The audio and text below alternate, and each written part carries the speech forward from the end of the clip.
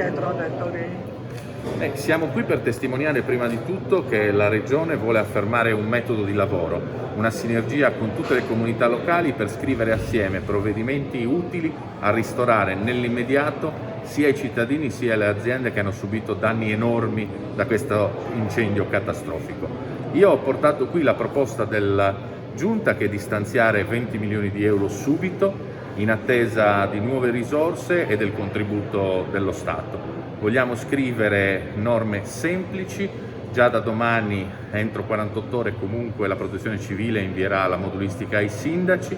Stiamo portando avanti da qualche giorno le perimetrazioni e contiamo di utilizzare lo stesso modello che si è messo in campo su Bitti e ha dato degli esiti decisamente positivi. Il Presidente farà dei sopralluoghi nei territori devastati dall'incendio o li ha già fatti? Assolutamente sì, faremo una serie di incontri coinvolgendo sempre le realtà territoriali. Un primo segnale è stato dato con l'apertura proprio qui a Cuglieri di un centro della Protezione Civile dedicato a questa vicenda e al territorio, che manterrà i contatti e consentirà una cinghia di trasmissione tra quello che faremo e la risposta sul territorio. Sarà una struttura permanente, quindi una sorta di unità di crisi? Si tratta di un decentramento della struttura della Protezione Civile che opererà sul territorio. Ha parlato di possibili altre risorse, dove si potranno reperire? Noi stiamo facendo, dopo una prima ricognizione del bilancio regionale che ci ha consentito di stanziare i primi 20 milioni, contiamo di trovare altre risorse facendo dei risparmi su alcuni capitoli, ma contiamo che dopo la grande solidarietà manifestata a livello nazionale in maniera trasversale anche lo Stato contribuisca per ristorare completamente tutti i danni subiti. Verrà qualcuno da Roma? Doveva venire Di Maio, poi non se ne è fatto più niente. No, devo ringraziare il Ministro Di Maio perché ha avuto la sensibilità, nel momento in cui c'era uno stato di emergenza, di posticipare la visita. A stretto giro avrò piacere di poterlo invitare in Sardegna per vedere assieme la realtà del territorio. So che arriverà anche il Ministro delle Politiche Agricole e Forestali. Quello che a noi serve è mettere in campo in maniera sinergica tutte le risorse possibili e orientarle perché i cittadini possano avere nelle tasche le risorse il prima possibile. Si parla anche degli hobbisti, di coloro che non hanno partita IVA e sono detentori di poderi, di uliveti e quant'altro. C'è un tema che questo incendio ha creato danni fortissimi non solo alle aziende costituite regolarmente con partita IVA, ma anche a chi integrava il reddito con attività come la coltura dell'olivo o dei vigneti.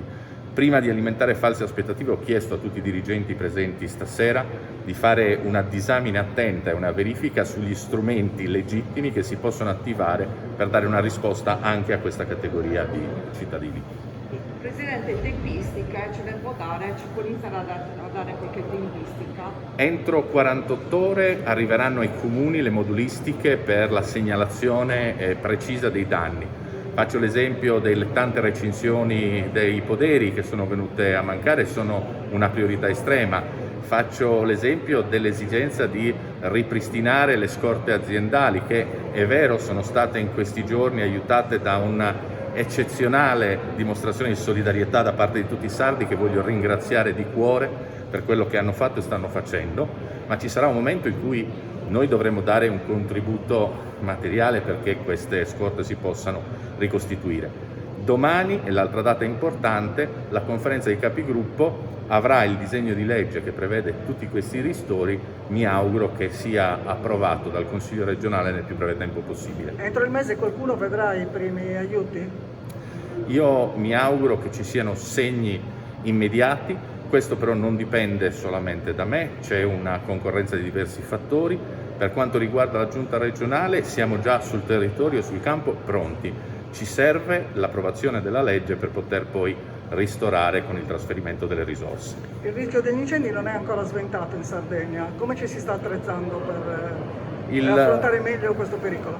Il fatto degli incendi purtroppo ha una radice culturale e antropologica sulla quale si deve lavorare e lavorare tanto, fin dalle scuole, per un'educazione al rispetto di questa bellezza enorme della quale possiamo godere, che però presenta tutte le sue fragilità in questi momenti. Ecco, la consapevolezza della fragilità, della bellezza che ci circonda è il primo presupposto perché si metta un argine a questo fenomeno. Qualcuno dice che bisogna cambiare la legge sui boschi, che così come sono tenuti sono una fonte di combustibile estremo.